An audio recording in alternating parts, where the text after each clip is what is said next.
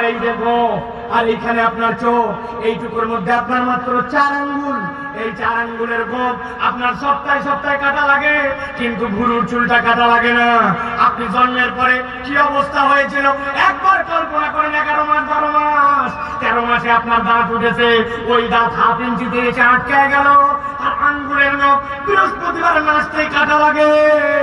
কোন আল্লাহ দাঁত আটকায় দিল, কোন আল্লাহ ভুরু আটকায় দিল, কোন আল্লাহ চুল বাড়ায় দিল, কোন আল্লাহ নখগুলো বের করে দিল।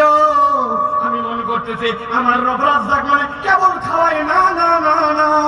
আল্লাহ আপনাকে আমাকে যা নিয়ামত দিয়ে রেখেছে সবগুলাই আল্লাহর পক্ষ থেকে রিজিক, ঠিক না? মানুষ 2 ভাবে খায়, কয়ভাবে কথা বলেন? 2 ভাবে। একটা খায় মুখ দিয়া, বাজার আপনি করেছেন আর খেয়েছেন, কিন্তু আপনি যে নাক দিয়ে খান এইটার হিসাব আপনি কোনোদিন করেন না। করোনার মধ্যে আমার আব্বাকে আইসিইউতে রাখতে হয়েছিল, আজগরালিয়া মেডিকেল কলেজ। আমার দাদা মারা গেছে, দাদি মারা গেছে, ফুপা মারা গেছে, ফুপু মারা গেছে, নানি মারা গেছে।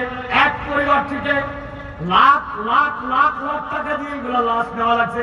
আমার নানিকে যখন হাসপাতাল থেকে নেই 9,56,000 টাকা জমা ক্যাশ দিয়ে তারপরে লাশ রিসিভ করা লাগছে। আমার আব্বা অসুস্থ, হাসপাতালে ভর্তি করছে আইসিইউতে।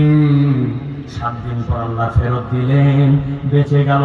বিল যখন ভরাই দিল, দেখি বিলের মধ্যে পোরশন ভাগ করা আছে। একটা বিল হচ্ছে তার জন্য অক্সিজেনে 29,790 টাকা খরচ করা লাগছে।